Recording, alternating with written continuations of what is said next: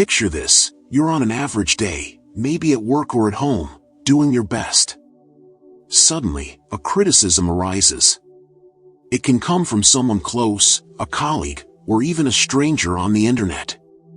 Without warning, that phrase, that comment, seems to have the power to bring down all your spirits. You've been there, haven't you? In an instant, your mind fills with doubts, questions, and like an unexpected storm, a sense of frustration begins to grow within you. We've all been there. Criticism, when it comes, can be like an overwhelming wave, hitting us when we least expect it. And what do? The natural reaction is to close ourselves off, try to defend ourselves, or even counterattack. But is this the right way? Does this word, this voice that echoes in our heads, deserve so much power over us? The truth is that dealing with criticism is one of the greatest tests of inner strength we can face. So in today's video we're going to explore 5 powerful lessons that can transform the way you handle criticism. 5 ways to welcome criticism without losing control, without letting it shake your inner peace. Because, in the end, that's what we're looking for, isn't it? Maintain serenity in the midst of chaos. Realize what your emotional triggers are. Think about it for a moment. How many times have you reacted to criticism without really understanding why? Self-awareness is the key to unlocking this automatic reaction that often arises almost instinctively. In Stoicism, we learn that it is not external events that affect us, but the way we interpret them. By getting to know ourselves more deeply, we acquire the power to choose more balanced and conscious responses. When receiving criticism, emotions are usually immediate and intense. It is easy to be guided by internal triggers that we are often unaware of. Recognizing these triggers and being aware of emotions the moment they arise gives us control. This is the first step to not being hostages of impulsive reactions that, in the end, only harm us. Let's look at an example. You're at work and you've just turned in a project you've been working on for weeks.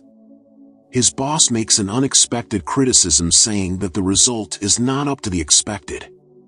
Instantly, you feel a heat rise, frustration begins to take over and the desire to defend yourself is immediate. At this point, stop for a moment and notice how your body is reacting.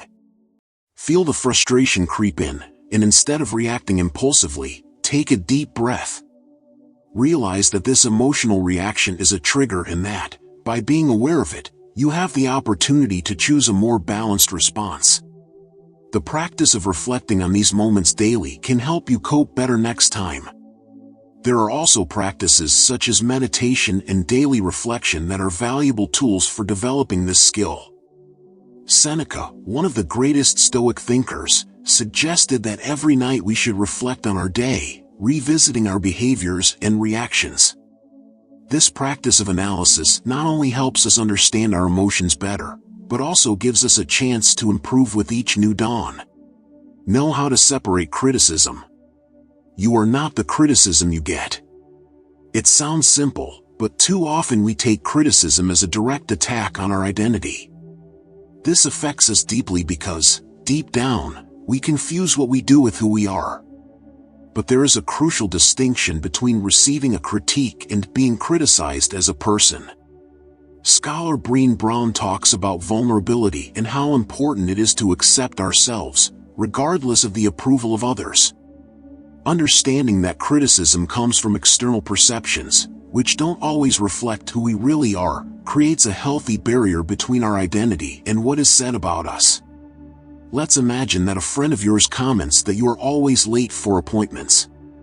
You feel this as a personal criticism and start to question yourself, thinking that you are failing to be someone trustworthy.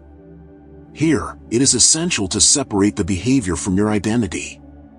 Criticism refers to a specific situation, tardiness, and does not define who you are as a person. Remember that being punctual or not is a habit that can be improved and not an intrinsic quality of your personality. By understanding this, you can work on improving without letting it affect your self-esteem. Remind yourself daily of your intrinsic value. Practice self-acceptance intentionally. We are not perfect, but we are not defined by the judgments of others. Criticism should not be the mirror that shows us who we are, only we have the power to define our essence. Develop empathy and understanding. What if, instead of reacting immediately, you tried to understand the person who made the criticism? Empathy is a powerful tool that transforms criticism into opportunities for growth and dialogue. When we listen to what the other has to say without getting defensive, we make room for a deeper understanding. Steve Krug, in his book Don't Make Me Think, talks about the importance of putting yourself in the other person's shoes. This philosophy applies perfectly when we are criticized. Often, criticism reflects more on the person who made it than on us. It may be revealing your frustrations, expectations, or perceptions, which have nothing to do with our essence. Let's go back to an example. A coworker makes a harsh criticism about the way you performed a task. Immediately, you feel wronged, thinking that he does not value your effort. Instead of shutting yourself off or reacting defensively, practice empathy. Try to put yourself in your colleague's shoes. They may be under pressure, stressed, or perhaps the criticism is not a personal attack, but a legitimate concern for the end result. Listen actively to them, try to understand their motivations, and ask for more details. Not only can this diffuse tension, but it can open up an opportunity for a more productive dialogue. Practicing active listening can be a great way to cultivate that empathy. To truly listen means to absorb not only the words, but the emotions and motivations that lie behind them. This practice has the power to diffuse conflicts and transform what could be a discussion into a constructive dialogue, opening doors for genuine exchange. Develop escape techniques. The immediate response to criticism can be emotionally overwhelming. Our body, programmed to react to threats, activates the fight or flight mechanism. It is precisely at this moment that relaxation techniques come in. When we receive criticism, stopping for a few seconds to breathe can be the watershed between losing control and staying calm. Suppose you're at home and your partner makes a criticism about something small, like the way you tidied up the kitchen. You feel irritated and the first reaction is to respond with something that bothers you as well. Before answering, use a breathing technique, such as diaphragmatic breathing. Inhale deeply for 4 seconds, hold for 7, and exhale for 8. This will help reduce emotional intensity and give you more clarity to process what has been said. By doing this, you can respond more calmly and avoid unnecessary discussion. Eckhart Tolle, in his book The Power of Now, deeply explores the importance of living in the present moment. He argues that true power, the one that allows us to live with peace and balance, is not in the past, nor in worries about the future, but in the now, in the present.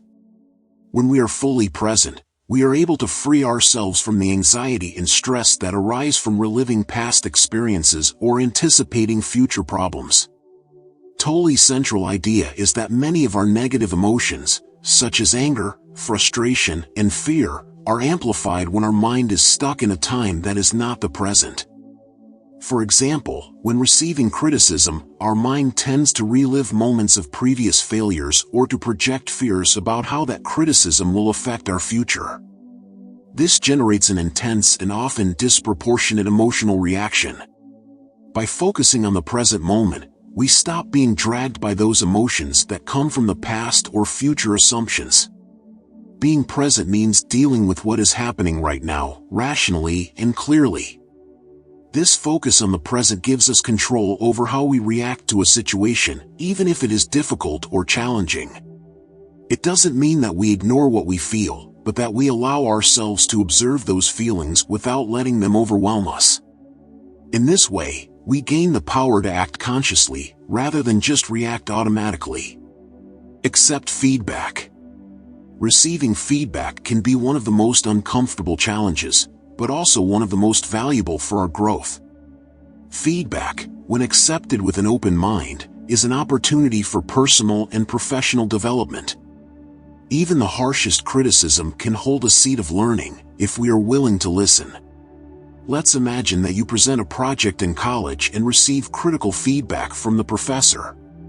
Your first reaction is to shut yourself down, thinking that he was unfair or that he didn't recognize your effort. Instead of rejecting feedback, ask questions that can clarify what the teacher meant. Ask him what specific points he thought could be improved and how you can apply these suggestions in future work. This openness to dialogue not only improves your work, but also strengthens your relationship with feedback, turning it into a tool for personal and professional growth. In the book What Got You Here Won't Get You There, Marshall Goldsmith explores the idea that success in the future doesn't just depend on the skills and behaviors that have brought us to where we are. He argues that in order to reach a new level of success, we need to be open to feedback, and this requires humility and a willingness to change. Goldsmith points out that one of the biggest barriers to continued growth is blindness to our own failures. Often, we are so caught up in our perceptions, believing that our way of doing things is the best or the only one, that we fail to notice how others see us and the impact our behaviors have. This creates a kind of personal blind spot, where we cannot see attitudes or habits that may be limiting us. Feedback, when accepted constructively, works as a mirror that reflects aspects of ourselves that we cannot see on our own. It can be uncomfortable at first, because it often reveals flaws or points for improvement that we are not ready to acknowledge. However, this ability to receive feedback is essential for evolution. It helps us identify areas of development that we might never see on our own, allowing for important adjustments to reach new levels of competence, both personally and professionally. Goldsmith's central point is that our past successes, what brought us to where we are, may not be enough to take us further. To continue growing, we need to be open to continuous learning, and that starts with listening carefully to feedback, whether positive or negative. These 5 lessons are essential for anyone who wants to handle criticism in a balanced and wise way. They teach us not to be hostages of other people's words, but to use them as tools for growth. By cultivating self-awareness, separating criticism from who we are, developing empathy, practicing relaxation techniques, and learning to accept feedback, we create a healthy barrier that protects us from the negative impacts of criticism, while taking the best possible learnings from it. Criticism is like the wind that passes. It can shake the trees, but it does not uproot their roots. And you, like a tree, must stand firm, rooted in your own truth. Never forget, what others say about you reflects more on them than on yourself. Now, I invite you to reflect. What are you going to do the next time a criticism comes to you? Will you react impulsively or choose a path of self-control and serenity? If you want to continue this journey of self-knowledge and resilience, I invite you to watch the 2 videos I'm leaving here on the screen. They will help you to further deepen this reflection and strengthen your mind for the challenges that will arise along the way. I'll wait for you in the next video.